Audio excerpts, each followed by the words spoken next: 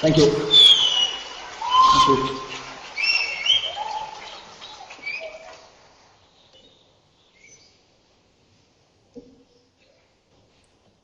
Chancellor Dr. Birla, Vice Chancellor Professor Jain, Director Professor Raman, Board of Directors, faculty, parents, students of the graduating class of 2013, ladies and gentlemen.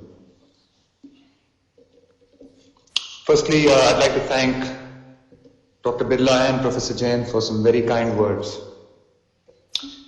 It's an honor and a privilege to be among you today to deliver an address at the graduation ceremony.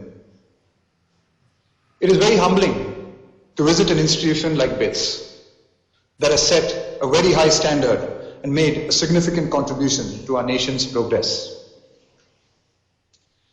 Actually, I'm also really lucky. I've been told that the minimum marks required to come to BITS is 75% in maths and physics. Luckily, those standards don't apply to selecting your chief guests.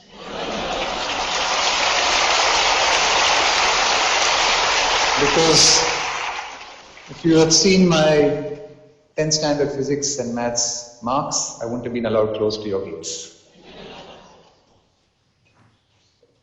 The year and a half since my retirement has been a wonderful period of introspection, an opportunity to reflect on my career. Looking back, I'm certain that cricket has made me a better, more well-rounded person. It certainly gave me the opportunity to mature personally and the platform to experience both success and failure, learn from them and accept them both as part of life. I'm often asked for advice on how to be successful. Honestly, there are a million ways to be successful, and I'm nobody to tell you which one is right for you. Each one of us has to find our own path. Having this opportunity to speak to you, I wanted to share a few stories from my own journey in the hope that they might resonate in some way. I'd like you to picture a boy born in a typical middle-class family. I was that boy. What made us somewhat different was that my uncle played alongside C.K. Naidu for the Holkar team, and my dad represented his university team, and he was completely cricket crazy. The radio commentary was always on at home during test matches, and my father followed every single match, whether international or domestic. He took me and my brother along to stadiums to watch the greats in action at every possible opportunity. To his mind, there was no better use of our time. Like any young boy, I hero worshipped my father, and my curiosity about this game that he was so passionate about grew progressively deeper. As I spent more time watching the game with him and playing it in my backyard and on the street, my curiosity gave way to interest. And before long, this interest gave way to love. The seed had been sown. I remember at some point in those early years feeling like I knew deep inside me what I had been born to do. That finding myself in the Dravid household was no accident of birth, it appeared. I learned that sometimes inspiration just stares you in the face. Through my school days, I was getting more and more immersed into my own world of cricket. Winning the inter-school tournament felt like winning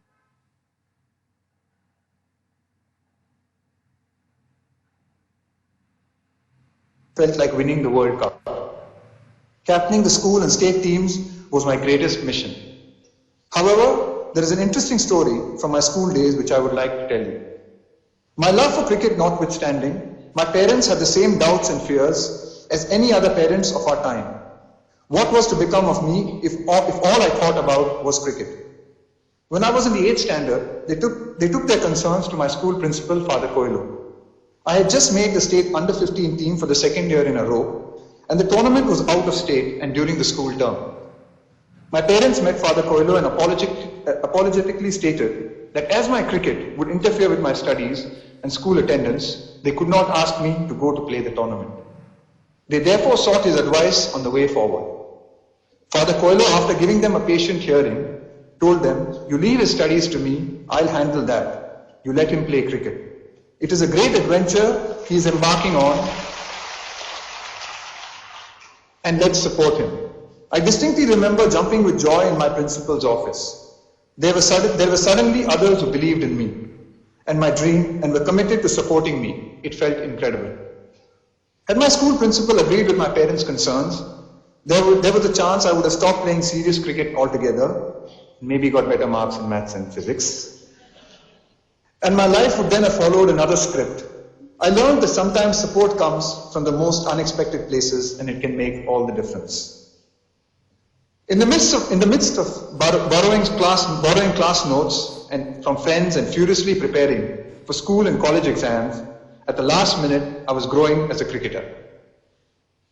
At the time, we played many league and junior state matches on bouncy matting wickets. We traveled by train across the length and breadth of the country, often in unreserved compartments, staying 5 to 6 in a room, and in some cases. It was a chance to get to know our country and its wide variety of people. The hard sessions in the nets and my performances at the junior level won me a state cap. And before I knew it, I was playing the Ranji Trophy for Karnataka in 1991. I did well using most of the opportunities I got, and I ended up playing some of the best spin bowling I had ever encountered right at the very start of my career in the domestic circuit. Though we did not have the chance to regularly play fast bowling of international quality, I made up some unusual drills for myself. I would get colleagues to throw down wet tennis balls from 15 yards so that I could stimulate what playing the top bowlers might feel like. I got many puzzled looks. To many, it seemed like a waste of time. To me, it felt like essential preparation. For what? For everything that was to come.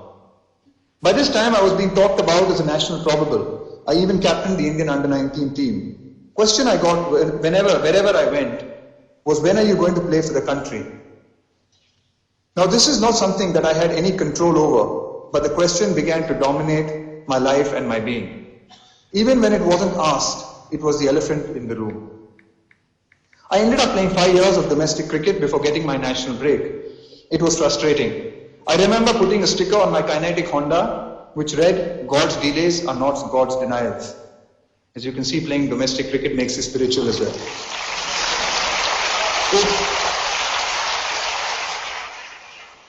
It was a gentle reminder to myself to keep the faith as I started the scooter engine and loaded my kit bag each morning. Looking back now, I do not think I would have been prepared for the success I ultimately had at the international level had I not gone through the finishing school that domestic cricket provided. Spin or fast bowling, easy or difficult batting conditions, I was well prepared for anything.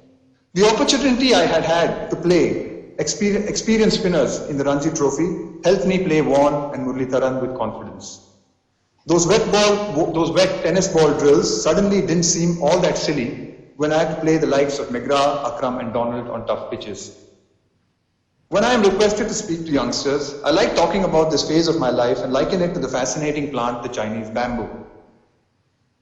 You can take a Chinese bamboo seed and plant it in the ground, water and nurture the seed for an entire year, and not even see a single sprout.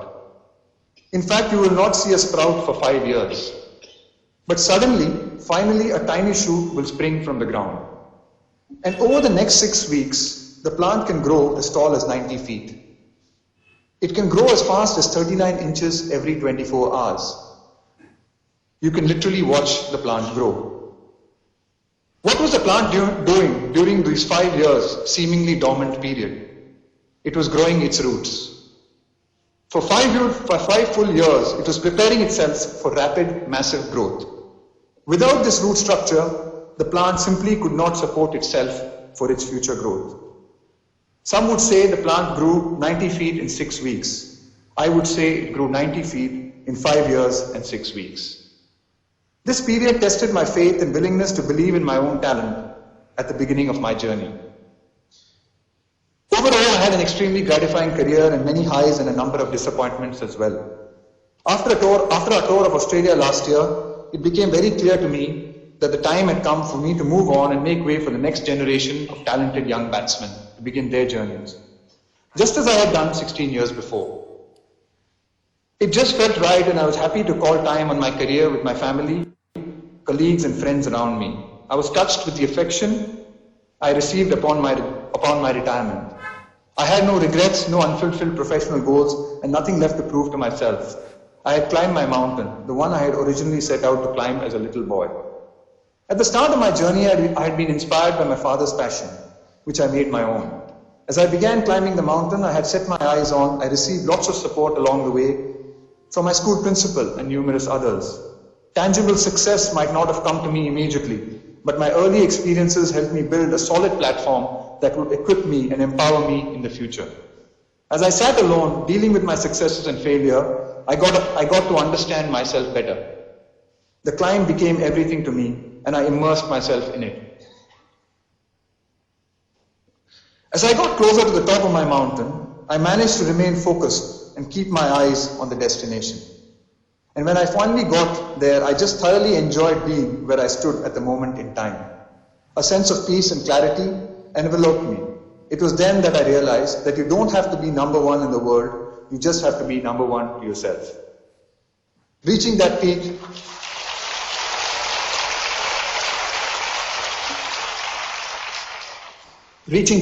is the highest peak there is. Like a good mountain climber, I'm now in search of the next mountain to climb. The uncertainty makes me nervous, it also excites me.